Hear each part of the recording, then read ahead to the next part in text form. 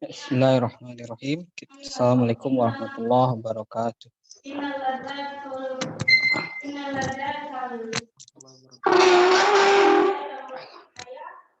Waalaikumsalam.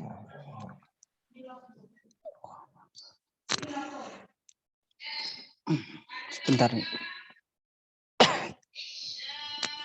Innal hamdalillah nahmaduhu wa nasta'inuhu wa nastaghfiruh wa na'udzu billahi min shururi anfusina wa min sayyiati a'malina may yahdihillahu fala mudilla lahu wa may yudlil fala hadiyalah. Asyhadu an la ilaha illallah wa asyhadu anna Muhammadan abduhu wa rasuluh amma ba'd. Nawaitu ta'alluma wa ta'lim wa nafa wal intifa wa tadhakkur wa tadhkir wal ifadah wal istifadah wal hatta ala tamassuki bi kitabillahi wa sunnati rasul.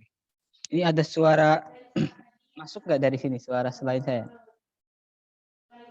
Terdengar nggak? Agak kenceng nggak? Terdengar. Agak kenceng Kencang. atau pelan? Tidak terlalu kenceng ya? Tidak, kental di 100. Sedikit aja terlalu sih. Iya. Yang memungkinkan dibuka videonya silahkan, video apa kameranya silahkan.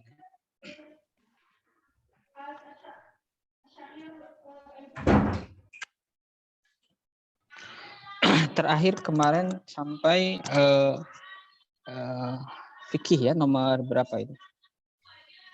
Sampai nomor 2, ta'rif usulil fikih. Tapi kemarin baru sampai fikih. Kita sekarang masuk ke halaman 18. Kemarin pun belum selesai seperti itu. Sedikit mengulang dari awal ya, bahwasannya kitab al-wajiz al-khulathah ya fi usulil fikih, yaitu kitab mukhtasar dalam ilmu usul fikih. Ini kitab yang sangat dasar ya. Kalau kitab turosnya setingkat kitab al-waraqat ya, itu kitab yang sangat legendaris ya, al-waraqat. Al-Waraqat itu yang mengarangnya Syafi'i ya, Imam Imamul Haramain Al-Juwaini. Tetapi sering digunakan atau lintas mazhab. Untuk tahap awal usul fikih banyak digunakan waraqat dari berbagai madrasah ya, baik itu dari Syafi'iyah atau Hanafiyah ataupun Malikiyah ataupun Hambaliyah. Karena itu memang sulam pertama ya, tahapan pertama atau tangga pertama menuju kitab usul fikih yang lebih tinggi. Nah, ini bisa atau setara dengan kitab Waraqat tadi ya, karangan Imam Haramain. Imam Haramain sudah pernah kita singgung sebelumnya, yaitu salah satu ulama yang menulis kitab usulil fikih ala thariqatil muta'allimin, yaitu kitabnya Al-Burhan ya. Al-Burhan. Jadi melihat seorang Imam Haramain itu jangan dilihat dari kitab waraqatnya saja ya. Kalau lihat waraqatnya mungkin cuma segini, cuma berapa lembar. Tapi kemampuan atau kemampuan intelektual Imam Haramain itu bisa dilihat di kitab Al-Burhan. Atau kalau dalam fikih beliau punya Nihayatul Matlab fi Dirayatil Madhab. Hampir 20 jilid ya. Nihayatul Matlab fi Dirayatil Madhab. Ditulis oleh Imam Haramain, itu ringkasan dari beberapa kitab Syafi'iyah. Ini ditahqiq, dicetaknya itu sekarang oleh Darul Minhaj di Jeddah. Ditahqiq oleh Dr. Abdul Azim Ad-Dib ya, dari Mesir. Nah, ini menariknya, muhakkiknya pun luar biasa ya. Dalam ceritanya beliau mengumpulkan manuskrip Nihayatul Matlab supaya lengkap dari awal kitab sampai akhir kitab sampai 20 tahun. 20 tahun itu mengumpulkan sekaligus mentahqiq.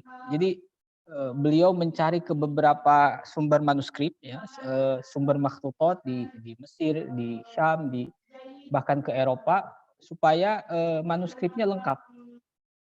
Jadi sebelum ditahqiq oleh Abdul Azim Azim itu belum ada cetakan yang lengkap, ya, dari kitab Nihayatul Matlab. Jadi yang menulis Nihayatul Matlabnya sendiri seorang ulama besar, yang mentahqiqnya pun ya luar biasa, ya. Beliau mengabdikan selama 20 tahun untuk mentahqiq kitab Nihayatul Matlab. Sampai berapa jilid, ya, Darul Minhaj, kurang lebih 15 jilid lebih, ya, saya pasnya lupa lagi, kurang tahu, tapi sudah bisa di-download, ya. Itu luar biasa. Kemudian Abdul Azim Ad-Dib ini mentahqiq kitab Imam Haramain juga yang lain, yaitu kitab Al-Burhan, ya. Jadi Al-Burhan itu ditahqiq oleh Abdul Azim Ad-Dib, dan juga Nihayatul Matlab ditahqiq oleh Abdul Azim Ad-Dib. Di awal disebutkan ada 2 madrasah besar di dalam penulisan usul fikih, ya. Yang pertama madrasah mutakallimin, yang kedua madrasah fuqaha. Ya, madrasah mutakallimin bisa ditandai dengan 4 kitab, ya, yang menjadi cikal bakal madrasah mutakallimin, ya. Yaitu pertama kemarin siapa? Al-Umad, ya, karangan Abdul Jabbar Al-Hamdani, ya. Kemudian Al-Mu'tamad, ya, karangan siapa? Abil Husain Al-Basri. Kemudian Al-Mustasfa atau Al-Burhan dulu, ya, karangan Imam Haramain. Baru yang keempat Al-Mustasfa karangan Al-Imam Al-Ghazali. Al-Ghazali ini muridnya Imam Haramain langsung ketika di Madrasah Nizamiyah ketika itu. Nah, itu 4 kitab menjadi cikal bakal atau penanda madrasah mutakallimin di dalam menulis usul fikih. Keempat kitab ini kemudian ditalkhis, ya, oleh 2 orang ulama, dua-duanya Syafi'iyah, yaitu Fakhruddin Ar-Razi, yang kedua Al-Amidi, ya. Al-Amidi dalam kitabnya Nihayatus Al-Ihkam fi Usulil Ahkam, Fakhrur Razi dalam kitabnya Al-Mahsul, ya.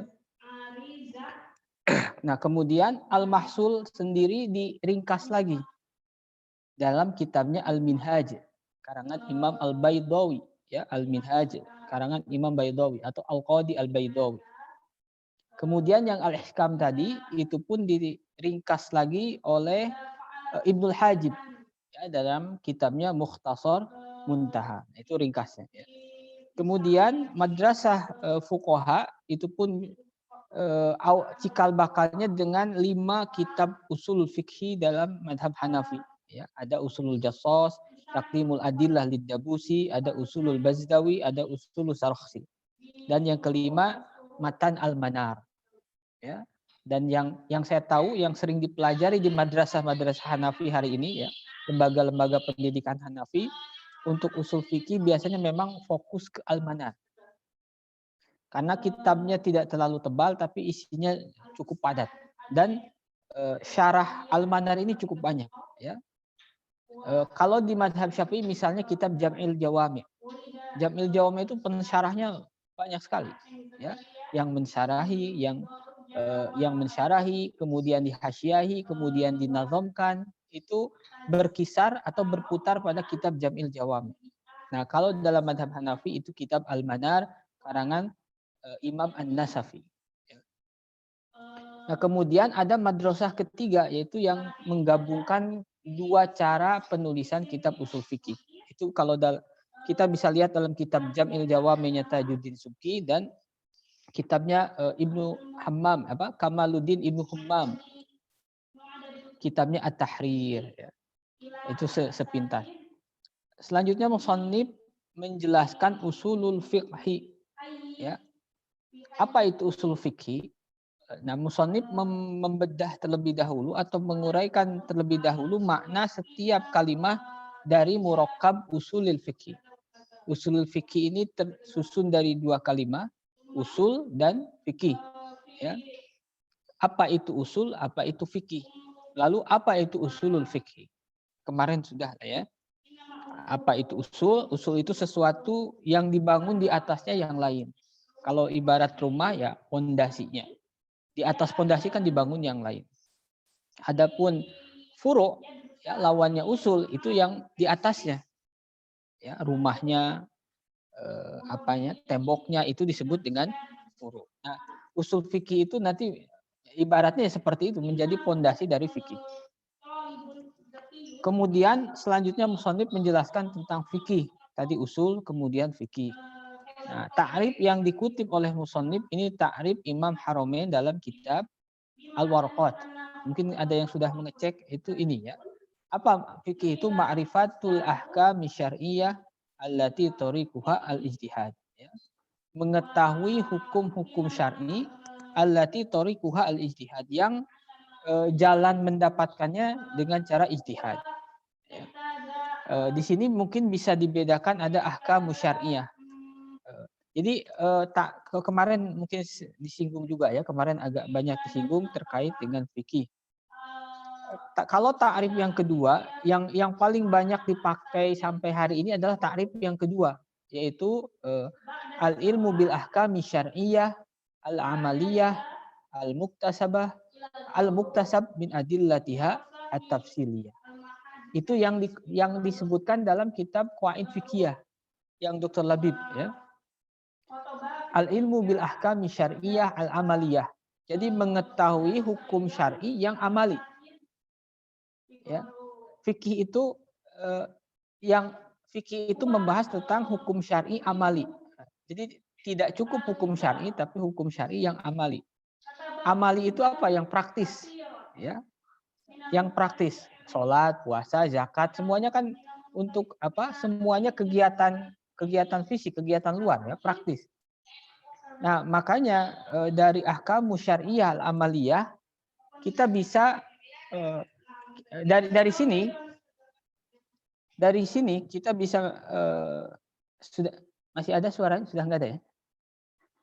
Al-ahkamu syar'iyyah al-amaliyah, dari kata amaliyah maka bisa kita telusuri kenapa fikih itu dhonni. Saya baru baca kitab Ghoyatul Usul. Ya, aslinya sudah lama pernah dibaca, cuman tadi baca lagi ternyata ngepasi ya.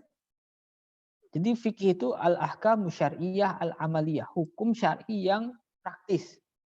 Zakat semuanya tentang ini kan praktek ya, bagaimana zakat, mengeluarkan zakat, bagaimana sholat, bagaimana puasa. Nah, kebutuhan ilmu yang praktis itu tidak membutuhkan yang qat'i, cukup yang dhonni. Ya. Untuk kita bisa beramal, ya, untuk kita bisa praktek itu tidak perlu qat'i. Kebutuhannya cukup dhonni. Makanya fikih itu dhonni. Kenapa? Ahkamu syar'iyyah al-amaliyah. Ya. Jadi usul fikih ataupun fikih itu dhonni itu sudah cukup, tidak perlu sampai qat'i. Beda dengan ahlul mutakallimin ataupun ya mutakallimin, mereka yang berdebat tentang akidah, tentang usuluddin. Kalau itu harus qat'i. Ya. Wujudullah itu tidak bisa dhonni, harus qat'i. Maka kepentingan para mutakallimin itu sampai pada derajat qat'i. Tapi untuk usul fikih, untuk fikih, karena itu bukan bicara tentang usuluddin, maka tapi bicaranya tentang amali, praktis, maka cukup sampai derajat dhonni. Ya, dhonni pun sudah cukup. Nah, kemudian kemarin disinggung perlu dibedakan antara kitab fikih dengan fikih. Juga kitab usul fikih dengan usul fikih. Ya, kitab fikih itu di dalamnya fikih, tapi ada juga yang bukan fikih. Ya, kitab usul fikih itu di dalamnya usul fikih, tapi juga kadang menyertakan yang bukan usul fikih. Dan rata-rata mungkin kitab itu ya seperti itu. Ya. Dia melibatkan atau menyertakan ilmu pengetahuan lain ya, supaya kerangkanya penuh ya, kerangkanya sempurna, bangunannya utuh. Ya, makanya dalam fikih itu ada adabul istinja, ada ya adabul istinja. Adabul istinja ini bukan fikih banyaknya, ya, tetapi lebih kepada adab. Makanya namanya adabul istinja. Tapi dalam setiap kitab fikih rata-rata ada matan Abi Suja atau Minhajul Thalibin. Ya. Adabul istinja itu contoh ideal di dalam memposisikan fikih. Ya. Adabul istinja yang ada dalam kitab fikih itu salah satu contoh ideal di dalam menerapkan fikih. Ya, ketika dalam dalam adabul istinja, bagaimana ketika masuk kaki kiri, ketika keluar kaki kanan. Ketika masuk kamar mandi jangan membawa sesuatu yang asmaul muazzam, sesuatu nama yang dimuliakan. Kalau secara hukum itu hanya sebatas makruh, ya.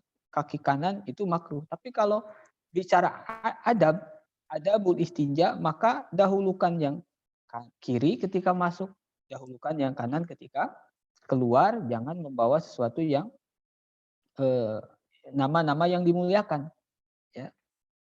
Nah, kalau tanpa adab, nanti bisa jadinya seperti ini. Kaki kanan aja kan secara fikih, secara hukum boleh, hanya sebatas makruh.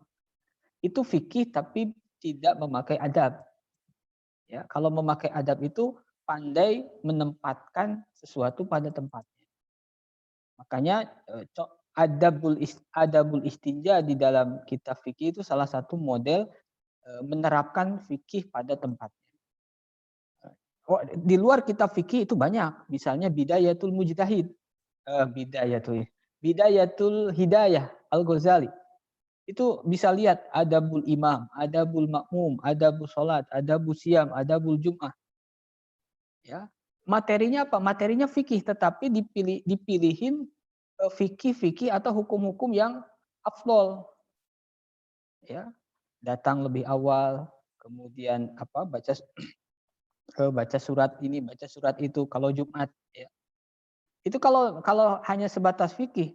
Kan kalau datang akhir kalaupun datang ketika sholat Jumat, rakaat kedua sebelum imam ruku, itu kan sholatnya sudah secara fikih. Jadi ya udah akhir saja. Nah, itu menandakan berfikih tapi tidak beradab. Ya. Kalau berfikih dan kalau beradab itu menempatkan fikih pada tempat. Ya. Nah, itu contoh. Jadi dalam kitab fikih itu ada fikih, ada selain fikih. Dalam usul fikih pun ada usul fikih, ada selain usul fikih. Sudah. Nah, sedikit kemarin belum ya. Wa amma maudhu ilmil fikih halaman 18. Adapun objek material, ya, bukan objek formal. Objek formal ilmu fikih itu fi'lul mukallaf. Ada sebagian af'alul mukallaf. Ya, jadi apa yang dibahas dalam fikih itu af'alul mukallaf. Ya. Mukallaf itu apa? Balig, akil. Kalau dalam kitab fikih itu sudah sering diulang. Ya. Mukallaf itu balig dan akil. Bukan hanya balig tapi akil. Apa itu balig? Apa syaratnya? Itu di kitab fikih. Ya. Nah, mukallaf itu balig dan akil. Nah, fikih itu objek formalnya, objek pembahasannya itu seputar fi'lul mukallaf. Karena mukallaf pun ada beberapa sisi yang bisa dikaji. Mukallaf dari sisi tubuhnya, ya, mukallaf dari sisi jiwanya. Kalau dari sisi tubuhnya mungkin ilmu kedokteran, dari sisi jiwanya ilmu akhlak. Tapi kalau fi'lul mukallaf bagian luarnya itu bagian fikih. Ya. Nah, itu maudunya. Kemudian istimdaduhu, pengambilan fikih. Nah, ini penting. Pertama kitab, kedua sunnah, ketiga ijma, keempat qiyas, dan wa ghairu dzalika minal adillah syariah. Dan selain itu dari dalil-dalil syar'i. Karena nanti ada beberapa dalil yang diikhtilafkan bainal ulama, ya, tidak disepakati. Ada istihsan, ada istishab, ya, ada aqallu maqil, ada istiqra dan sebagainya. Nah, kemudian faidah mempelajari fikih itu apa? Ketika kita mengkaji kitab fikih, kita paham tentang fikih, faidahnya imtitsalu awamir syar'i, bisa mencontoh atau meniru perintah syariah. Ya. Wajtinabu nawahi dan menjauhi larangannya. Al-muhassilani lil fawaidid dunyawiyah wal ukhrawiyah.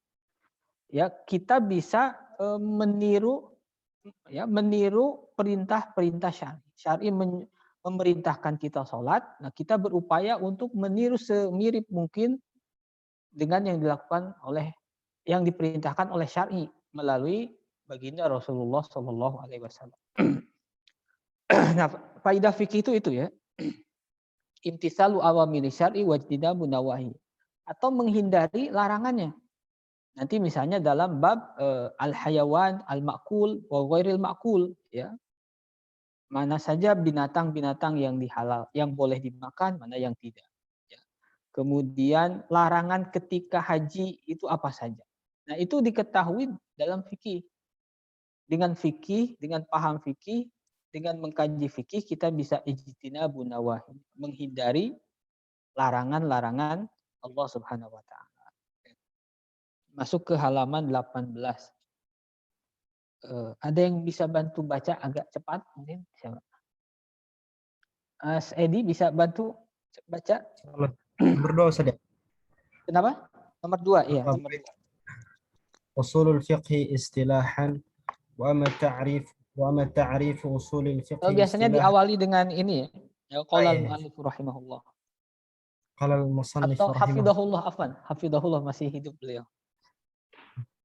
قال المصنف حفظه الله أصول الفقه اصطلاحا وأما تعريف أصول الفقه اصطلاحا بعد أن صار لقبا وعلما على الفن المخصوص فقد عرف بتعارف كثيرة من أشمالها أنه معرفة دلائل الفقه إجمالا وكيفية الاستفادة منها وحال المستفيد، وذلك كمعرفة أن مطلق الأمر للوجوب ومطلق النهي للتحريم، وأن أقوال النبي صلى الله عليه وسلم وأفعاله والإجماع والقياس وغير ذلك من أدلة الإجمالية حجة شرعية.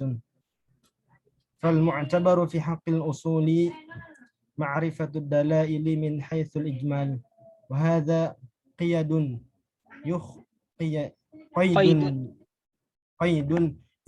يخرج معرفتها من حيث التفصيل، فإنه من عمل الفقيه، وذلك كالعلم بأن الصلاة في قوله تعالى وأقيموا الصلاة واجبة، وأن الزنا في قوله تعالى ولا تقربوا الزنا حرام، وأن الربا في قوله تعالى وأحل الله البيع وحرم الربا حرام.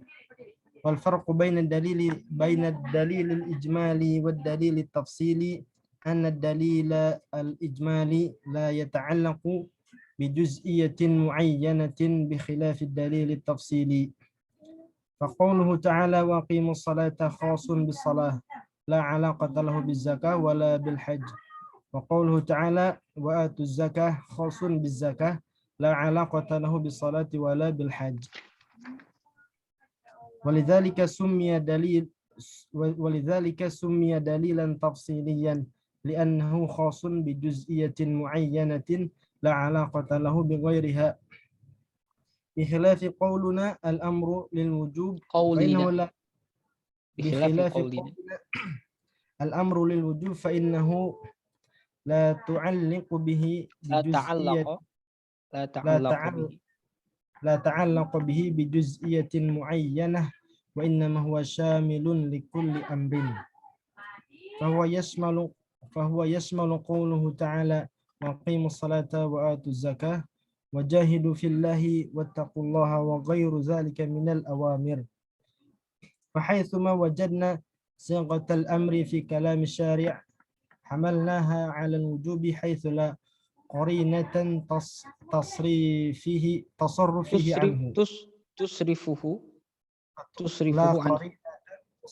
عنه.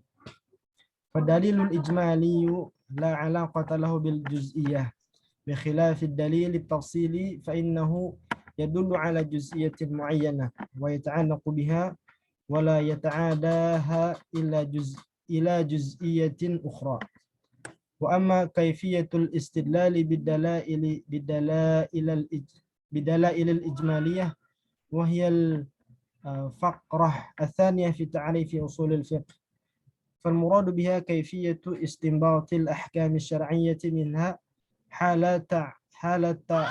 حال تعارضها ta'arudiha. حال تعارضها وذلك كتعارض الخاص والعام فإنه يقدم الخاص على العام لأن دلالة الخاص قطعية ودلالة العام ظنية وتعارض النص مع الظاهر فإنه يقدم النص على الظاهر لنفس السبب وتعارض المتواتر مع الآحاد فإنه يقدم المتواتر على الآحاد لنفس السبب أيضا على ما سنعرفه في مباحث التعادل والترجيح. وأما حال المستفيد فالمراد به معرفة أحوال وصفات المجتهد الذي ينظر في الأدلة ويرجح بعضها على بعضها ويرجح بعضها على بعضها الآخر. ويدخل في هذا المبحث أيضا أحوال المقلد استطرادا لأن البحث عن حال المجتهد يقتضي البحث عن حال المقلد. Yang lainnya mungkin ada yang bisa melanjutkan. Kang Farhan mau coba lagi, silakan. Sebentar Ustadz, tadi agak meleng. Oh iya ya. Atau yang lain dulu siapa? Ada yang bisa bantu? Ya, agak banyak sedikit. Pak Darul Aman mungkin mau bantu Pak Darul.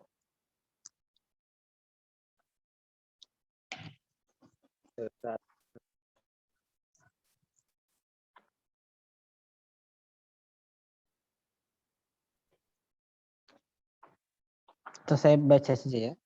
Bismillahirrahmanirrahim. Qala al-muallif rahimahullah wa nafa'ana bihi wa bi ulumihi fid dharaini amin. Wal khulasatu anna usul al-fiqhi yashtamilu ala thalathati umur. Ini bisa dibaca dalailul fiqhi, bisa dibaca dalailil fiqhi ya. Kalau dalailil fiqhi itu menjadi badal dari salasah. Nanti badal ba'd an kul. Kalau dalailul fiqhi itu menjadi khobar dari mubtada. Mubtadanya mana? Mubtadanya dibuang. Ya. Takdiruhu wahia ya, ala salasati umur wahia dalailul fiqhi. Biasanya kalau yang seperti itu bisa jadi badal, bisa jadi khobar dari mubtada. Mubtadanya biasanya mahdzuf. Sama seperti idama tabnu adam in qata'a amaluhu illa min thalathin shadaqatin zariyatin. Kalau dalam hadis ya memang shadaqatin jariyatin sudah ikut. Tapi kalau secara nahwu boleh juga shadaqatun jariyatun. Jadi khobar dari mubtada. Dalailil fiqhi al-ijmaliyah kaifiyatil istifadati minha as-salis halil mustafidi wa sifati. Wa amma mawdu'u ilmi usulil fiqhi fa huwa adillatuhu ya min haitsul awaridil lahiqa laha min kauniha ammatan wa khassatan ya wa amran wa nahyan wa ghairu dzalik. Wa amma ghayatuhu fahiya al-wusul, ini goyahnya ya, al-wusul ilal ahkami syar'iyyah. Jadi sampai kepada hukum syar'i atau menemukan hukum syar'i. Minal adillati tafsiliyah biwasitatiha, ya, mendapatkan atau menemukan hukum syar'i dari dalil-dalil tafsili biwasitatiha melalui perantaraan usul fikih. Ala makna annahu la budda min ma'rifati usulil fikih linatamakkan min istinbatil hukmi syar'i min ad-dalil tafsili wa dzalika li anna ad-dalil tafsiliyya wahdahu la yufidu dzalik. Jadi kalau hanya bermodal dalil tafsili, Quran Sunnah tanpa alat untuk mengistinbat, ya, itu la yufidu dzalik. Fa idza qara'na qaulahu ta'ala aqimus sholata arafna annaha amrun bi iqamatiha. Walakinna la na'rifu halil amru biha ala sabilil wujub amin nadb ya amin nadbi amit takhir li'anna al-amra yusta'malu fi kulli hadhil ma'ani kama yusta'malu fi ghairiha. Lakinnana idza arafna fi usulil fiqhi anna mutlaqal amri lil wujub wa annahu la yusrifu anhu illa biqarinatin arafna anna salata wajibatun biqaulihi ta'ala aqimus salata wa dzalika bi isti'malil qiyasil mantiki. Ini menyinggung kias mantik ya.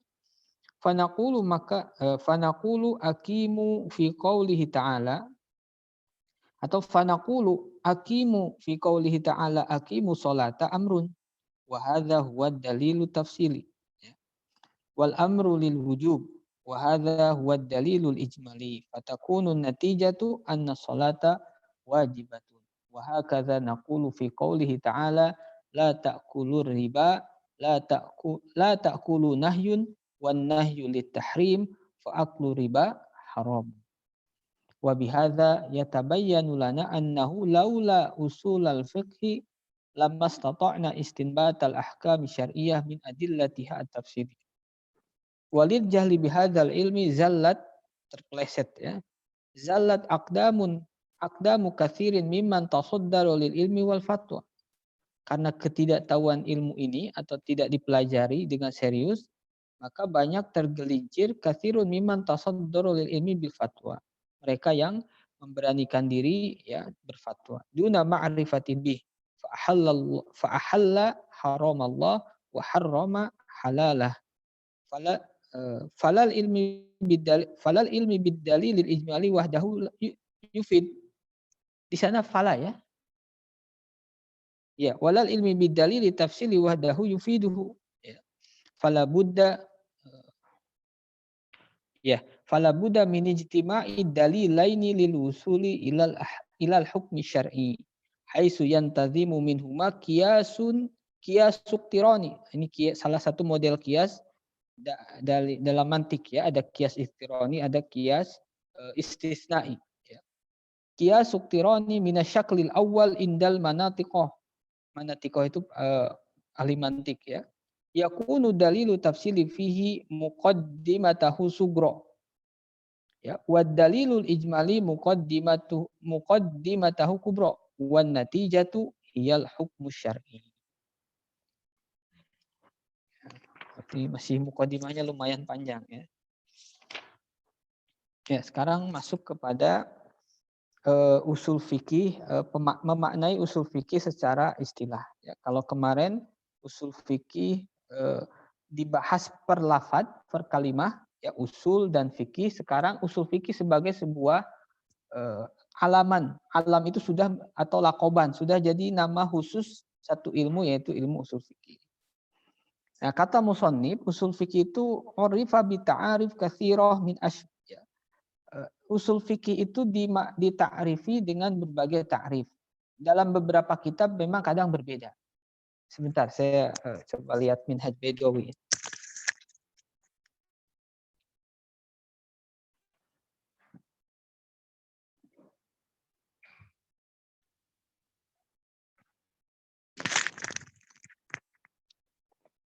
Saya coba lihat di Minhaj Baidawi, sepertinya agak berbeda.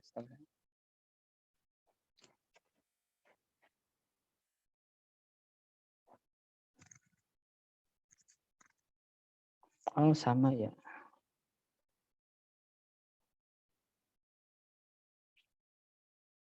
Sama.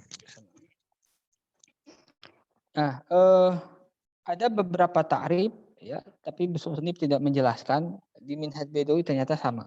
Di kitab lain saya menemukan beda ya. Tapi intinya sama. Tapi yang paling banyak dipakai yaitu ta'rif yang ini di Minhaj Baidawi yang sempat disinggung ya. Minhaj Baidawi itu talkhis dari kitab Al-Mahsul. Al-Mahsul itu karangan Fakhrur Razi ya. Kemudian dalam kitab Jam'il Jawami ya, dalam kitab satu lagi apa? Jam'il Jawami. Dalam kitab Ghayatul Usul ta'rifnya yang ini juga. Sebentar, saya penasaran satu lagi ya.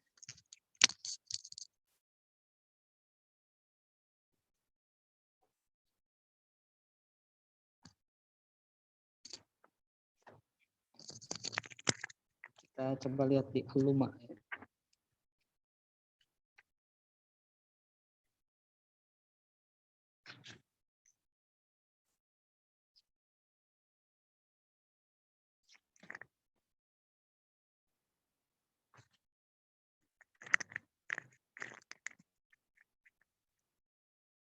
Al-Lumah sama ya. Berarti di Al-Lumah sama di Minhaj Baidawi. Ya, karena memang ini yang paling banyak digunakan. Ya. Nah, lalu apa usul fikih?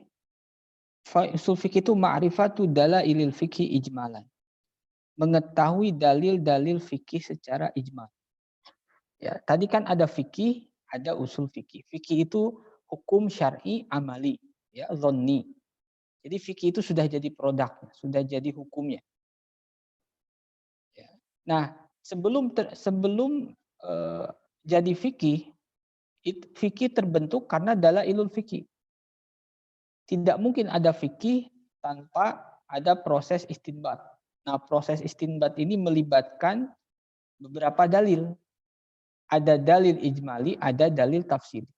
Jadi fikih itu terbentuk dari dalil tafsiri dan dalil ijmali. Tidak mungkin ada fikih, ya, tidak mungkin ada fikih tanpa dalil ijmali dan juga tidak mungkin ada fikih tanpa dalil tafsiri. Apa dalil ijmali? Usul fikih. Apa dalil tafsiri? Quran dan Sunnah. Ya. Nah, kalau usul fikih itu dalil tafsiri, ma'rifatu dalailil fikhi ijmalan. Usul fikih itu dalil fikih yang ijmali.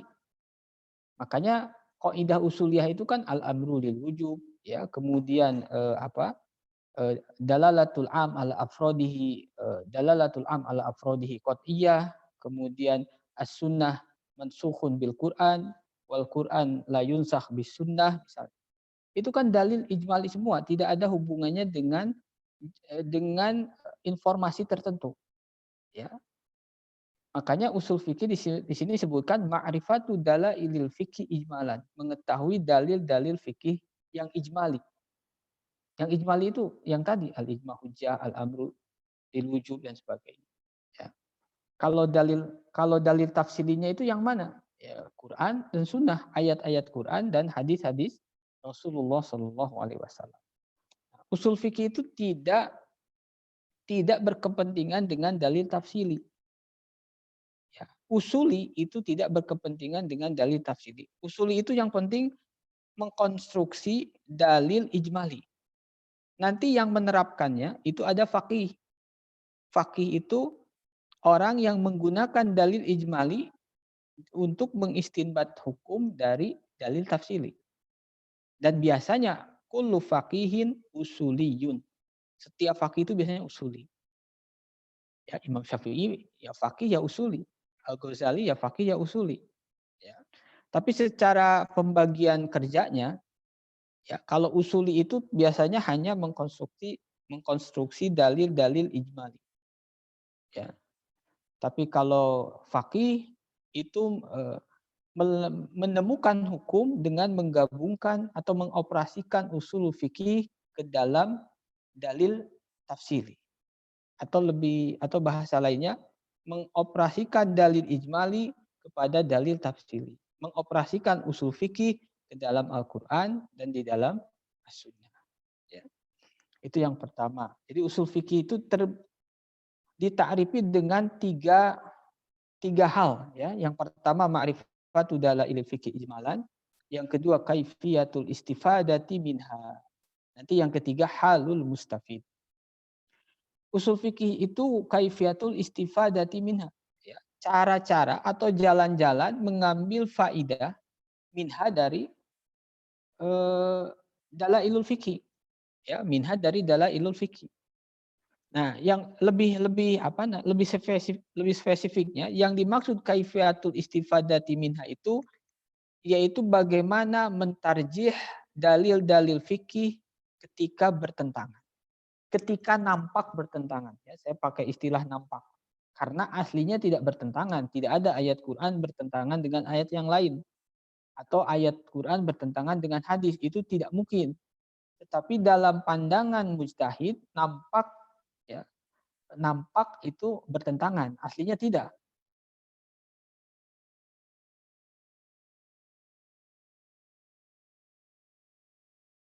Ya, aslinya tidak. Gulkan dalil dari sekian dalil yang sepertinya bertentangan. Ya. Itu yang dimaksud kaifiyatul istifadati minha. Ya, cara mentarjih cara menentukan satu dalil dari beberapa dalil yang nampaknya bertentangan, ta'arud, ya, nampaknya ta'arud. Dan itu aslinya panjang pembahasan bab tarjih itu di akhir-akhir. Dan kalau saya lihat hampir setiap ilmu itu pasti ada bab tarjih dalam kitab mustalah hadis, ya. Misalnya dalam Tadribur Rawi, syarah kitab At-Takrib, matanya Takrib karangan Imam Nawawi, syarahnya Tadribur Rawi As-Suyuti. Di sana disebutkan korinah untuk mentarjih satu hadis dengan hadis yang lain. Kenapa bisa banyak tarjih seperti itu? Ya karena keterbatasan kemampuan manusia. Ya. Karena yang mengetahui sebenarnya Allah Subhanahu Wa Taala, tapi manusia berusaha mencapai itu. Tapi dengan berbagai keterbatasan manusia, maka kadang nampak itu ada yang berbeda atau bertentangan satu dalil dengan yang lain. Kadang nampak perbedaan antara satu hadis dengan yang lain. Nanti ada cara untuk keluar dari perbedaan tersebut, yaitu dalam bab at-tarjih atau at-ta'arud wa tarjih. At-ta'arud wa tarjih itu masuk kategori kaifiyatul istifadati min. Yang ketiga, wahalul mustafid, dan keadaan atau kondisi mustafid, orang yang bisa mengambil faidah dari dalil-dalil tadi. Halul mustafid ini siapa? Halul mujtahid lebih pasnya. Ya. Mustafid di sini siapa? Mujtahid. Karena yang bisa mengambil faidah secara langsung dari dalil tafsili dengan bantuan dalil ijmali itu mujtahid. Sebagaimana kemarin dalam qawaid fikih. Bedanya qawaid fikih dengan usul fikih dari sisi apa? Dari sisi istifadahnya. Kalau usul fikih ini hanya bagi mujtahid, tapi qawaid fikih baik mujtahid ataupun non mujtahid. Ya. Karena pada faktanya banyak sekali ulama mazhab ya, menjawab permasalahan menggunakan kaidah fikih. Itu dalam banyak kitab, dalam banyak syarah, dalam banyak hasyiah itu bisa kita temukan. Nah, itu yang disebut halul mustafid, kondisi keadaan ya seorang mustafid. Maksud mustafid adalah mujtahid. Nah, kemudian musannif menjelaskan lagi ya, wadzalika kama rifati anna mutlaqal amri lil wujub. Ini contoh ma'rifatu dalailil fiqhi ijmalan. Contoh ma'rifatu dalail fiqhi ijmalan itu apa? Mengetahui kalau amr mutlaknya amr atau amr secara mutlak itu lil wujub. Itu dalil ijmali. Ya. Kemudian mutlaqon nahyi li tahrim. Kemudian aqwalan nabi wa af'alahu wal ijma'a wal qiyasa wa ghairu dzalika minal adillatil ijmaliyah hujjatun syar'iyyah. Ya. Nah, ini kaidah-kaidah usul fikih semua. Kita bisa lihat ini semuanya global, ya. Tidak terikat dengan satu kondisi. Tidak terikat dengan satu masalah. Mutlaqul amri lil wujub. Ini kaidah usuliyah. Ya. Setiap amr wujub. Setiap nahi haram. Ucapan Nabi, pekerjaan Nabi, ijma ucapan Nabi, pekerjaan Nabi hujjah. Ya, ijma hujjah. Itu kan sangat global sekali, sangat ijmal sekali. Nah, itu kaidah usuliyah. Ya. Itu contoh musannif. Fal mu'tabar fi haqqil usuli, ya, maka yang harus diketahui apa bahasa kitanya terjemahnya. Fal mu'tabar fi haqqil usuli ma'rifatud dalail min haitsul ijma. Jadi kebutuhan seorang usuli itu mengetahui dalil-dalil yang ijmal. Dalil yang ijmal yang mana? Kaidah usuliyah yang tadi, mutlaqun nahi, mutlaqul amr. Tapi nanti dalil ijmali saja tidak cukup melahirkan hukum. Bagaimana? Itu kan baru dalil ijmali. Harus ada sasarannya. Sasarannya dalil tafsili. Maka gabungan dalil tafsili dengan dalil ijmai melahirkan fikih. Ya. Ketika Al-Quran dan Sunnah dibaca dengan dalil ijmali dengan usul fikih menjadikan fikih. Wa hadza qayyidun yakhruju ma'rifatuha min haitsu tafsir, ya. fa innahu min amalil faqih. Nah, kalau mu'tabar fi haqqil faqih itu ma'rifatu dalailil tafsili, ya. Jadi kepentingan seorang usuli itu dalil ijmali. Ya, kepentingan seorang faqih dalil tafsili dan juga dalil ijmali. Ini sini tidak ada, ya. Faqih itu orang yang mampu menemukan hukum, ya, dari dalil-dalil tafsili melalui dalil ijmali. Nah, makna faqih itu mengalami perkembangan makna, ya. Di awal mula faqih itu mujtahid. Faqih itu identik dengan mujtahid. Tapi kalau hari ini faqih itu orang yang menguasai fikih atau menguasai fikih satu madhab, itu juga disebut dengan faqih. Tapi kalau awal mula kemunculan faqih itu ya mujtahid, ya, para a'immah. Tapi kalau hari ini sudah ada sedikit perluasan makna, ya, perluasan makna. Orang yang memahami produk fikih saja, ya, itu sudah sudah bisa dikatakan dengan faqih. Ya. Wa dzalika, nah contoh faqih. Kal ilmi bi anna sholata fi qouli ta'ala wa aqimu sholata wajibah. Wa anna zina fi qouli ta'ala la taqrabu zina haramun. Wa anna riba fi qouli ta'ala wa ahlallahu al-bai'a wa harrama riba haramun. Ya. Wal farqu baina dalil ijma'i wa dalil tafsili. Apa bedanya antara dalil ijmali dan dalil tafsili? Anna dalil ijmali la yata'allaku bi juz'iyatin muayyanah bi khilafid dalil tafsili. Kalau dalil ijmali itu tidak ada kaitannya dengan juz tertentu.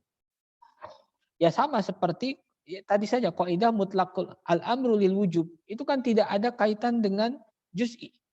Usul fikih, kaidah fikih itu. Kaidah usuliyah itu al-amru lil wujub, an-nahyu lit tahrim. Ya. Kemudian aqwalun nabi hujjah. Itu tidak ada kaitannya dengan dalil juz'i, tidak ada kaitannya dengan juz muayyanah. Itu bisa digunakan dalam juz-juz yang lain. Itu disebut dengan dalil ijmali. Ya, adapun dalil tafsili bi khilafid dalil tafsili. Adapun dalil tafsili adalah dalil-dalil yang berkaitan dengan juz tertentu. Misalnya qauluhu ta'ala wa aqimus shalah khasun bis salat. Ya. Ini dalil tafsili khusus membahas tentang salat. La alaqata biz zakat wala bil hajj, tidak ada kaitan dengan zakat, tidak ada kaitan dengan haji. Nanti di sini saya belum lihat, ya, apakah ada ta'rif dalil atau tidak, ya. Istidlal ada, ya, istidlal ada. Nah, di sini ada dalil tapi secara bahasa, ya. Jadi dalil itu apa, ya? Biar tidak terlalu bingung, tapi ta'rifnya pun bingung, ya. Misalnya dalam Jam'il Jawami, dalam Raudhatun Nadir, dalil itu ma yutawassalu bi sahihin nazar fihi ila matlubin khabari. Ya. Apapun itu yang bisa sampai kepada satu tujuan, maka itu dikatakan dalil. Ya. Ma yutawassalu bi sahihin nazar fihi ila matlubin khabariyin.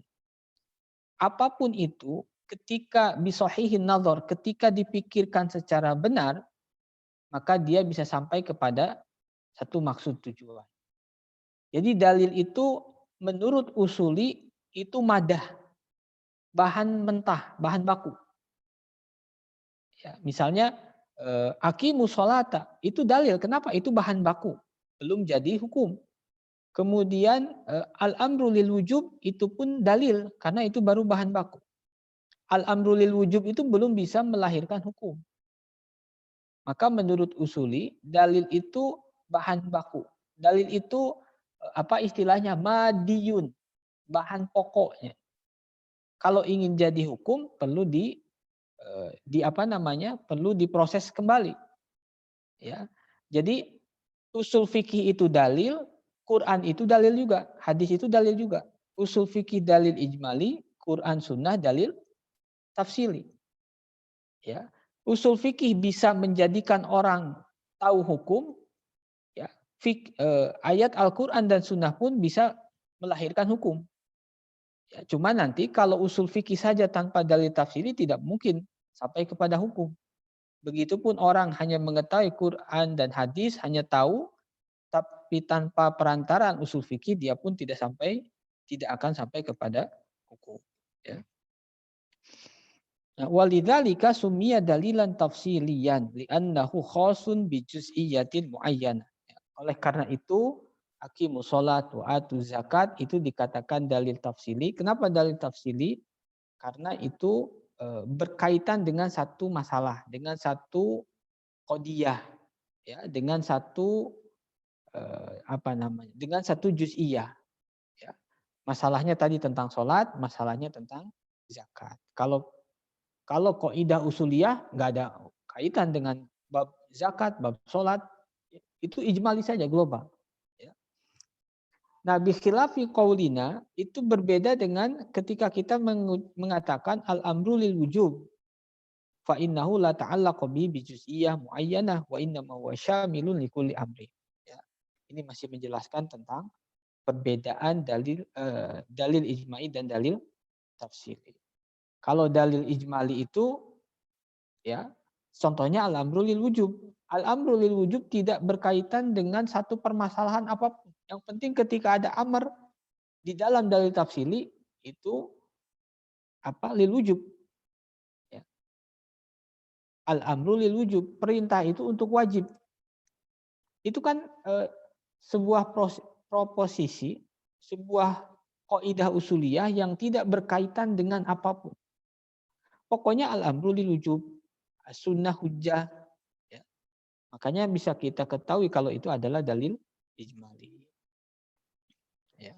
Fahuwa yasmulu qaulahu ta'ala wa aqimus sholata wa atuz zakata wa jahidu fillah wattaqullah, ya, wa ghairu dzalika minal awamir.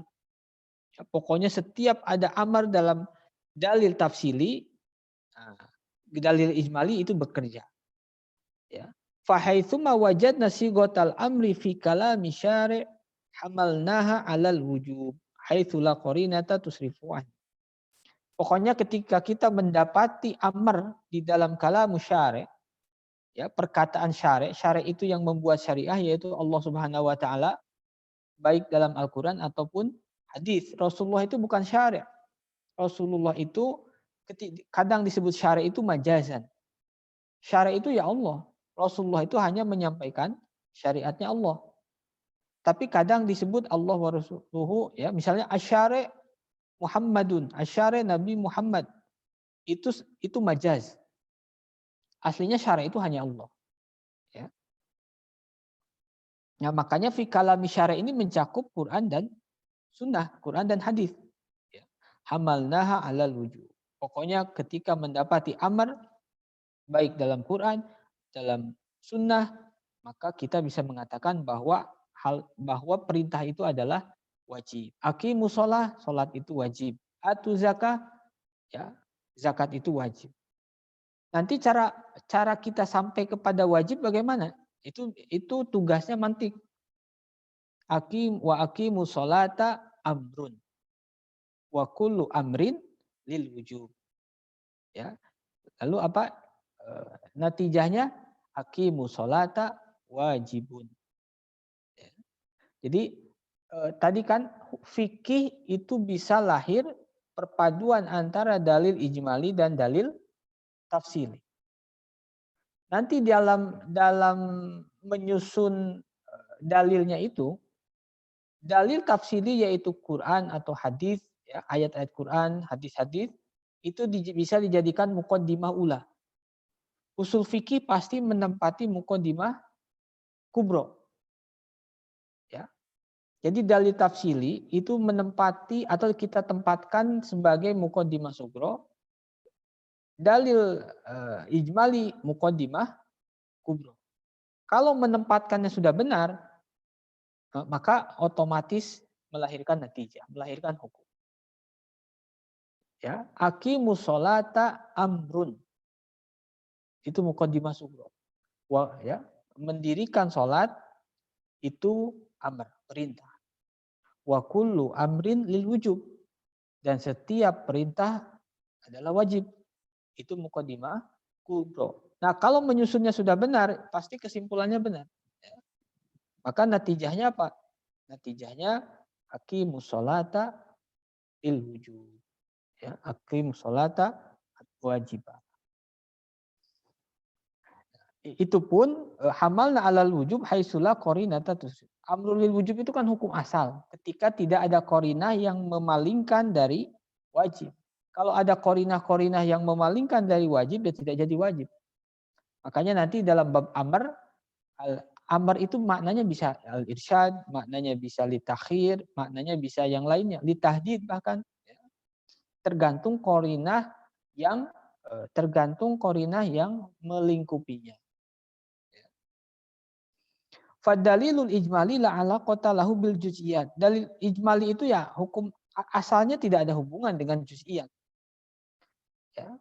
Bi khilafid dalili tafsili fa innahu ala juz'iyah muayyanah. Ya, jelas ya.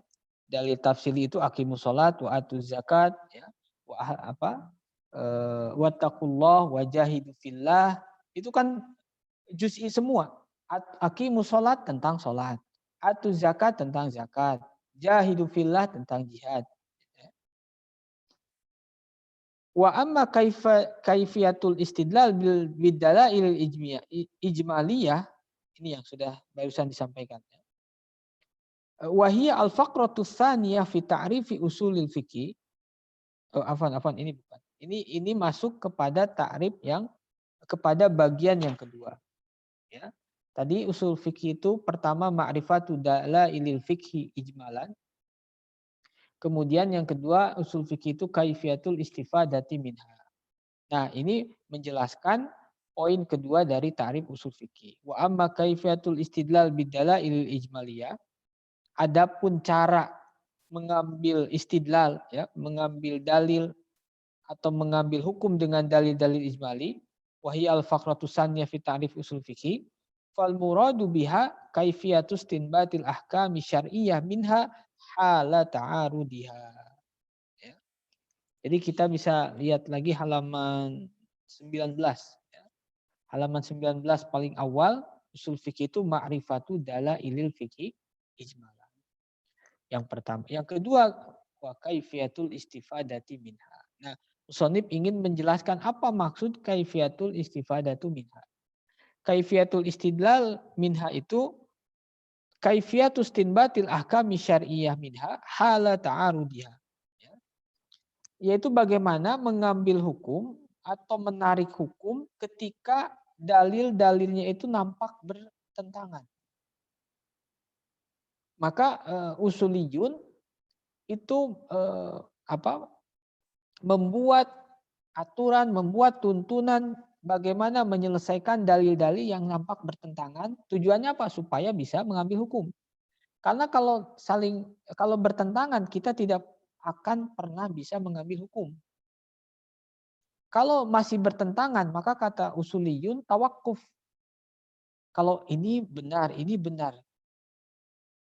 Ya, tapi dua-duanya bertentangan. Kalau ngambil ini berarti menafikan yang ini. Kalau ngambil yang ini menafikan yang satunya. Ya, padahal dua-duanya sahih, dua-duanya dua-duanya ayat Quran misalnya. Nah, selama dia masih terjebak dalam ta'arud, maka apa yang dilakukan? Tawakuf. Jangan ngambil kesimpulan. Bagaimana ngambil kesimpulan? Dia tidak bisa menyelesaikan atau tidak bisa keluar dari dari pertentangan yang nampak kepada dia, kepada seorang mujtahid. Ya. Makanya nanti ada murajjihat. Murajjihat itu qarinah untuk mentarjih ya, ketika dalil-dalil tersebut nampak bertentangan. Ya. Nanti murajjihat itu banyak sekali ya di usul fikih ataupun di ilmu hadis. Itu murajjihat itu sangat banyak sekali. Ya. Nanti di bab-bab akhir. Ya. ada murajjihat atau mengunggulkan salah satu dalil itu dari sisi rawinya, dari sisi kekuatan riwayatnya, dari sisi dobat dan sebagainya. Ya. Nah, itu nanti dijelaskan. Tapi biasanya langkah-langkah keluar dari dalil-dalil yang nampak berseberangan ini, biasanya yang dilakukan pertama adalah thoriqatul jam'i. Mencoba mengkompromikan dalil-dalil tersebut supaya tidak jadi tabrakan. Ya, itu langkah pertama yang biasa dilakukan oleh para fuqaha. Karena kalau tarjih itu mengambil satu, membuang yang satu. Itu masalah juga. Ya. Maka sebisa mungkin al-jam'u. Dua-duanya bisa dikerjakan, dua-duanya diamalkan, tapi bagaimana caranya supaya tidak tabrakan. Ya, misalnya yang sering itu apa? La adwa wa la tiyarota, ya, kemudian firra minal mazlum, firra ruka minal asad. Hadis yang satu mengatakan la adwa wa la tiyarota, tidak ada penyakit menular. Kemudian firra minal mazlum, ya, engkau lari, engkau menjauh dari orang yang penyakit kusta, ya. Itu sama seperti engkau lari dari asad, ya, dari macan. Itu nampak bertentangan. Yang satu penyakit tidak menular, tapi yang satu seakan-akan perintah menjauhi orang yang berpenyakit. Padahal kalau melihat yang satu, kenapa harus lari? Karena itu tidak menular. Akhirnya ulama bagaimana mengkompromikan hadis yang nampak bertentangan. Ya, sekali lagi itu nampak. Aslinya tidak mungkin kalamullah, kalam Rasulullah itu bertentangan. Ya, bertentangan itu fi nadrina atau fi nadril mujtahid. Berdasarkan pemahaman si mujtahid. Ya, karena mujtahid manusia mempunyai keterbatasan. Kemudian contohnya wadzalika kata'arudil khos wal am, ya. Ketika ta'arud khos dan am maka didahulukan khos, ya. Kemudian ketika ta'arud nas dan dhahir maka yang didahulukan nas. Ya. Ini kalau ini thoriqat tarjih, ya. Beliau belum memberi contoh yang jamak. Ini tarjih. Khos dengan am bertentangan maka yang diambil khos. Itu tarjih. Ketarjih dilakukan setelah jam'u tidak berhasil. Ya. Itu agak panjang. Kemudian selanjutnya wa amma halul mustafid, adapun ta'rif usul fikih yang ketiga itu kan halul mustafid minha. Keadaan atau kondisi mustafid yaitu mujtahid. Apa yang akan dijelaskan? Fal muradu bihi ma'rifatu ahwal, ya, ahwalin wa sifatil mujtahid alladhi yanzuru fil adillah. Ya, kita akan mengetahui sifat atau muwasafat atau kriteria yang harus dimiliki seorang mujtahid yang pantas yanzuru fil adillah. Yang pantas dia berinteraksi dengan dalil. Jadi tidak semua orang berhak istinbatul ahkam dari dalil-dalil tafsili, ya, kecuali kalau dia sudah memenuhi kriteria yang disusun oleh para ulama usul fikih. Kalau tanpa kriteria nanti setiap orang dengan berani, padahal keilmuannya belum mumpuni. Yang ada bukan ijtihad, yang ada malah gegabah, ya. Nantinya bisa mengikuti hawa nafsu ketika istinbatul ahkam tanpa alat, ya, tanpa metodologi. Ya, kalau kita tidak punya panduan di dalam ijtihad, dalam istinbat, maka yang jadi panduan adalah hawa nafsu. Maksudnya hawa nafsu saya cenderungnya ke sana, ya udah kita hukumi seperti itu. Karena kita tidak punya panduan, tidak punya metodologi sebagai panduan di dalam istinbat. Kalau sudah punya metodologi yaitu usul fikih, maka panduan kita usul fikih, bukan hawa nafsu. Ya. Coba sekarang kita membaca hadis, membaca Al-Quran, tidak punya metodologi, tidak punya alat, tidak punya usul fikih, apa yang akan kita ikuti? Ya, pasti kecenderungan yang ada dalam diri seseorang. Ya. Nah itu. Ya. Wal khulasoh langsung ya. Wal khulasoh anna usulal fikih yastamilu ala salasati umur. Ya, khulasohnya, ya, kesimpulannya, usul fikih itu mencakup 3 perkara. Jadi dalam kitab usul fikih, di kitab manapun, ya, kitab usul fikih manapun itu mengandung 3 poin. Yang pertama apa? Dalailul fikih al-ijmaliyah. Dalil-dalil fikih yang ijmali, ya, yang tadi ya, al-amru lil wujub, an-nahyu lit tahrim, al-aqwalun nabi hujjah, al-iqrarun nabi hujjah, kemudian kaifiyatul istifadati minha, jalan-jalan atau cara mengambil faidah minha dari dalil-dalil ijmali. Maksudnya apa? Bagaimana keluar dari dalil-dalil yang nampak bertentangan. Kemudian yang ketiga halul mustafid wa sifati. Keadaan seorang mustafid wa sifati dan kualifikasinya, kualifikasi yang dibutuhkan oleh seorang mustafid. Ya, itu dibahas di paling akhir. Ya. Mungkin bisa dibaca dari sekarang ya, lagi santai di akhir itu tentang mujtahid dan muqallid. Ya. Muqallid itu dibahas dalam usul fikih walaupun intinya halul mustafid karena itu sangat berhubungan erat. Ya, sangat berhubungan. Kalau bicara mujtahid ada muqallid. Ya.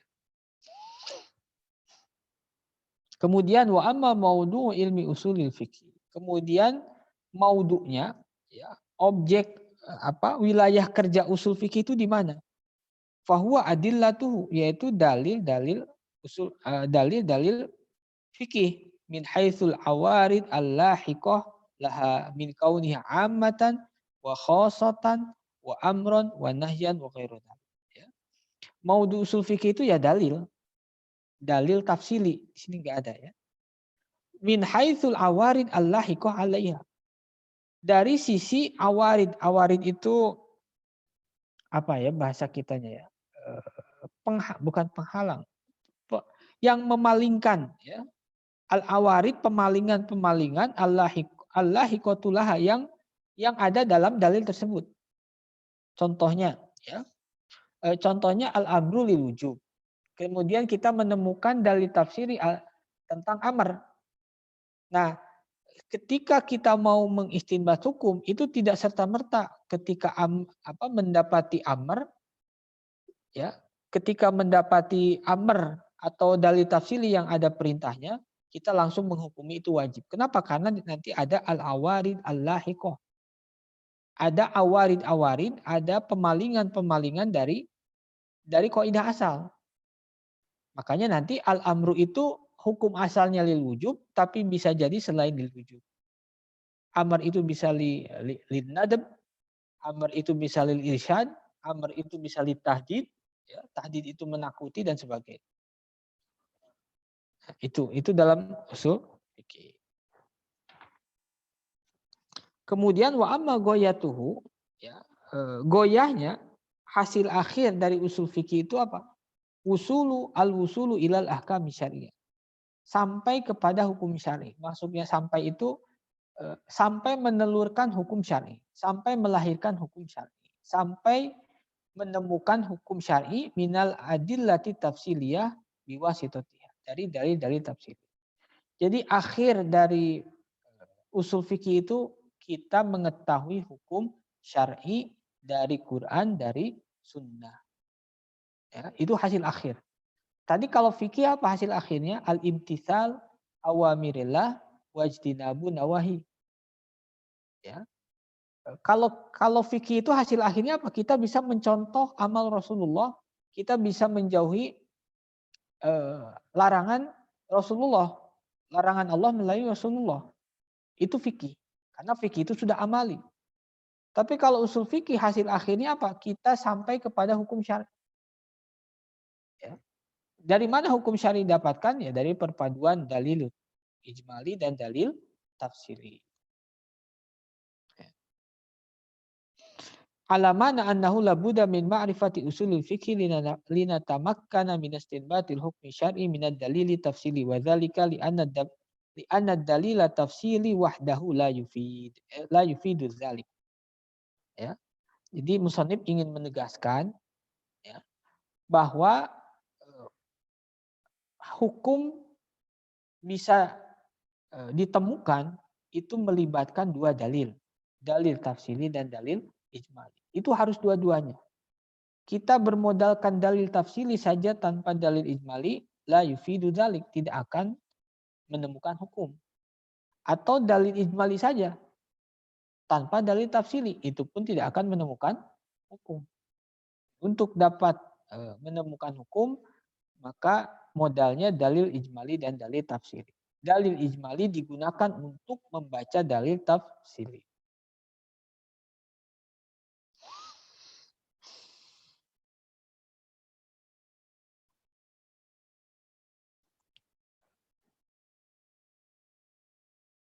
Ya, kemudian di halaman selanjutnya, wa bihadza yatabayyanu lana annahu laula usul al-fiqhi lamastata'na istinbat al-ahkam syar'iyyah min adillatiha tafsiliyah. Ya. Kalau tidak ada usul fikih, tidak punya usul fikih, maka kita tidak akan mampu mengistinbat hukum syar'i. Walil jahli bihadzal ilmi zallat aqdamu katsirin mimman tasaddaru lil ilmi wal fatwa. Tuna ma'rifati bi fa'ahallallahu fa'ahalla harramallah wa harrama halalah. Karena ketidaktahuan ilmu ini, banyak orang tergelincir, banyak orang yang memberanikan diri berfatwa itu seringnya tergelincir. Ya, sering menghalalkan yang diharamkan Allah, mengharamkan yang dihalalkan Allah. Ya. Falal ilmi bidalil ijmali wahdahu yufid, walal ilmi bidalil tafsili wahdahu yufid. Ya. Maka ilmu kita mengetahui dalil ijmali saja tidak cukup, mengetahui dalil tafsili pun tidak cukup. Ini pengulangan yang tadi. Fala budda min ijtima'i dalilaini lil usuli ilal hukmi syar'i. Maka tidak kita bisa mendapatkan hukum, bisa menggali hukum dan menemukannya dengan menggabungkan kedua dalil, yaitu dalil tafsili dan dalil ijmali. Haitsu yantazimu minhuma qiyasuk tirani. Ya, perpaduan dari dalil ijmali dan dalil tafsili itu bisa disusun dalam bentuk qiyas iktirani. Ya, qiyas iktirani istilah di dalam ilmu mantik. Ya, nanti dalam bab tasdiqat, ya, ada tasawurat, ada tasdiqat. Yakunu dalilu tafsili fihi muqaddimatahu as-sughra. Nanti dalil tafsili itu Quran, ayat-ayat Quran atau hadis, itu ketika disusun menjadi muqaddimah sughra, premis minor, ya. Lalu dalil ijmali yaitu usul fikih menjadi muqaddimah kubra atau premis mayor. Lalu natijahnya itu apa? Hukum syar'i. Tadi ya, misalnya as-salatu atau al-jihadu wajibun. Mana tadi? Al-jihadu amrun. Misalnya kita mendapati ayat wajahidu fillah. Kemudian kita susun dalam kita gabungkan dalil ijmali dengan dalil tafsili. Caranya bagaimana? Al-jihadu fillah amrun. Ya. Wah, itu muqaddimah sughra. Wa kullu amrin lil wujub. Dan setiap amar adalah wajib. Ini kita umpamakan atau asumsikan tidak ada awarid terhadap amar tersebut. Ya. Al-jihadu amrun wa kullu amrin lil wujub. Maka otomatis bakal melahirkan natijah. Natijahnya tidak lepas dari yang tadi. Maka al-jihadu wajib. Nanti kan muqaddimah ula dengan muqaddimah yang kedua itu ada satu kalimat yang terulang. Nah, kalimat yang terulang itu dalam kesimpulan dihapus. Al-jihadu amrun, ya, kita lihat mana yang terulang. Wa kullu amrin lil wujub. Yang terulang amr. Maka kesimpulannya al-jihadu lil wujub atau al-jihadu wajib. Nah, itu menjadi hukum. Hukum itu perpaduan dalil ijmali dan dalil tafsili. Ini agak cepat saya, udah jam 2. Barangkali ada yang disampaikan. Biar agak cepat, biar selesai. Ini ya, muqaddimahnya masih panjang. Biar agak cepat. Kalau ada yang disampaikan, foto.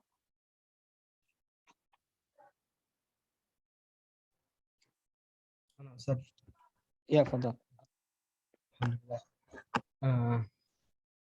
Kemarin kan kawaidah fikih itu dia diambil dari dalil-dalil tafsili, kemudian seolah-olah Qawaid fikih dari furu, ya dari furu kemudian digabungkan gitu Ustaz ya.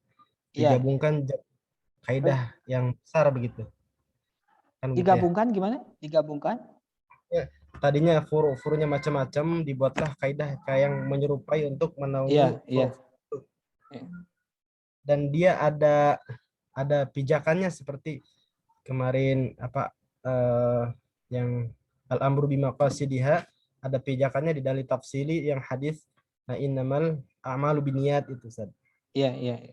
Yang kawaidah fikih. Nah, kalau kawaid usuli ini ada nggak pijakan dalil tafsilinya gitu, atau murni kayak seperti kesepakatan para usuli gitu, yang mereka misalkan yang thariqah mutakallimin ini kesepakatan mereka saja, apa ada dalil pijakannya dari tafsili gitu Ustaz? Iya. Ini di sini kemarin ada nggak ya istimdad? Kita lihat istimdad usul fikih tidak dibahas di sini ya. Kemarin ada di qawaid fikih. Ya, di qawaid fikih itu ada istimdad usul fikih. Istimdad itu istimdad itu bahan-bahan ilmu bahan-bahan yang membentuk suatu ilmu. Itu istimdad. Ya. Kalau fikih itu kan dari Quran, Sunnah, Ijma, Qiyas, dan dalil yang lain. Kalau usul fikih itu bahan yang menjadikan, yang membentuk ilmu usul fikih itu ada 3 kemarin. Ya, pertama ilmu kalam, yang kedua tasawwurul ahkam, yang ketiga ilmu lughah. Ya, kita lihat ada nggak dari ketiga itu sandaran kepada Quran Sunnahnya. Seperti mana al-umur bimaqasidiha. Itu tidak ada. Ini semuanya banyaknya pendekatan lughah. Ya. Maka tasawwurul ahkam kemarin ya, modal ilmu usul fikih sehingga tercipta usul fikih. Tasawwurul ahkam, ilmu kalam, yang ketiga apa? Ilmu lughah. Mana ya, saya lupa lagi kitabnya kemarin. Coba nanti cek lagi. Itu 3. Maka tidak aslinya dalam thariqatul mutakallimin itu tidak merujuk langsung, tapi lebih banyak menggunakan pendekatan lughah. Makanya kaidah-kaidahnya al-amru lil wujub. Itu para usuli melihat lughah-lughah Arab, ketika amar itu rata-rata lil wujub. Maka jadilah al-amru lil wujub. Kemudian kalau aqwalun nabi hujjah itu dari ilmu kalam. Ya. Atau apalagi misalnya. Tadi yang lughah, tasawwur ahkam, apalagi. Itu malah paling banyak itu dari lughah. Ya, paling banyak dari lughah. Misalnya juga nanti ketika ada lafaz syar'i, ya, pertama kali kita harus giring kemana? Apakah ke lughah atau ke istilah atau ke uruf? Nah, itu semuanya lughah. Makanya bisa dilihat di istimdad ilmi usulil fikih itu ada 3. Jadi usul fikih itu terbentuk ya dari 3 bahan baku, yaitu tasawwurul ahkam, kemudian apa tadi itu lughah, kemudian yang ketiga ilmu kalam. Ya. Jadi tidak ada pijakan ke sananya. Sama ketika kita membaca Al-Quran, itu kan misalnya kita menggunakan pendekatan lughah Arabiyah. Menggunakan kaidah nahu, kaidah sorob. Nahu sorobnya sendiri yaitu kaidah yang diambil dari bahasa Arab.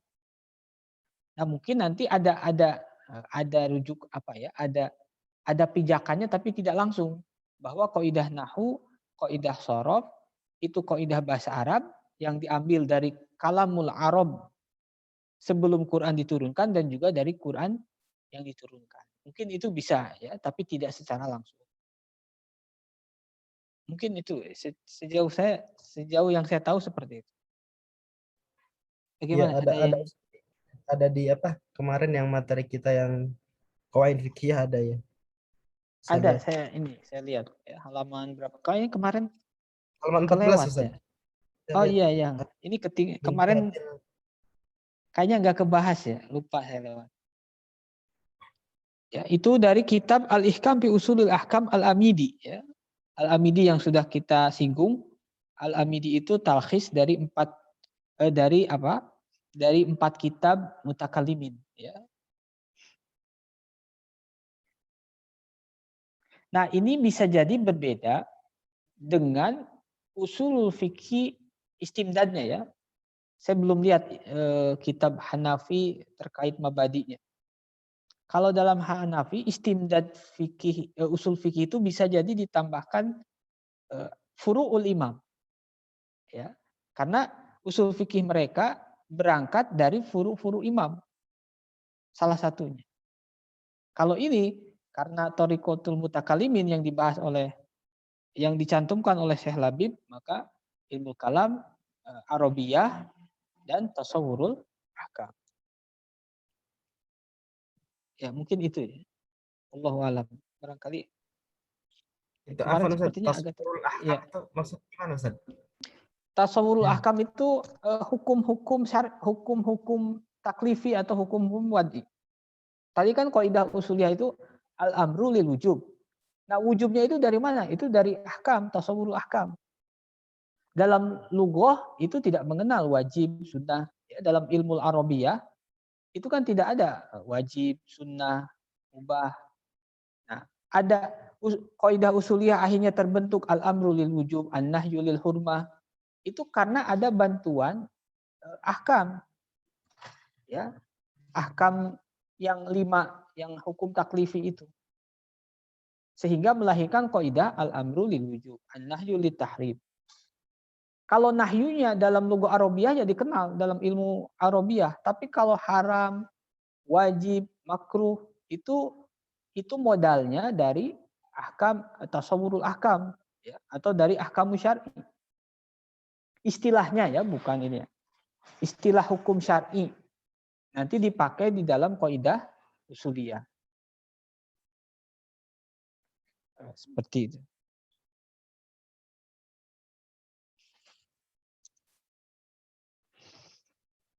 Nah, yang Hanafi itu, yang thariqatul fuqaha mungkin bisa dicek ya, baru keingetan juga ya. Istimdadnya itu seperti apa? Itu saya pun belum melihat. Kemungkinan ditambah furu'ul imam ya. Karena thariqatul fuqaha itu kaidah diambil dari furu'il imam. Jadi thariqul Hanafi itu mirip seperti qawaid fikih dalam cara membentuk atau mengkonstruksi kaidahnya. Kaidah fikih itu kan dari furu, jadi kaidah fikih karena ada keserupaan, ada pola yang sama, maka jadi kaidah fikih. Nah, usulul fikih ala thariqatil fuqaha itu pun diambil dari furu'ul imam, kemudian dibentuk kaidah usuliyah. Jadi ada mirip ya, agak mirip.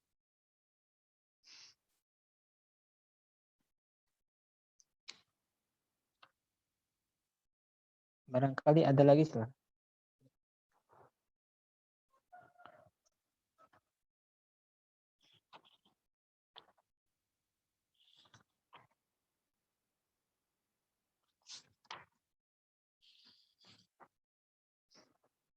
Mukaddimahnya masih panjang ya, lumayan. Nah, memang rata-rata seperti ini. Nanti kita mengkaji tentang apa itu idrok, apa itu ilm, apa itu syak, ya apa itu zon.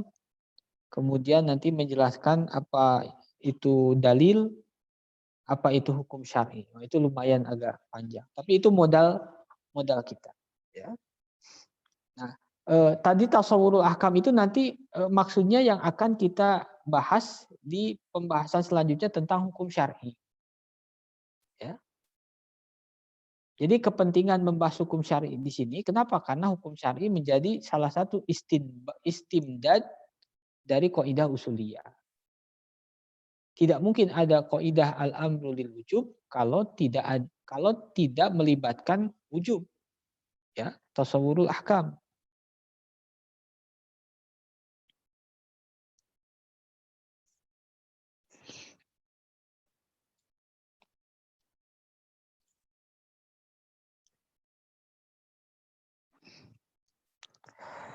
Ada lagi fadhil kalau ada atau yang kurang dipahami dari yang dibaca tadi silakan. Agak panjang hari ini pembahasannya.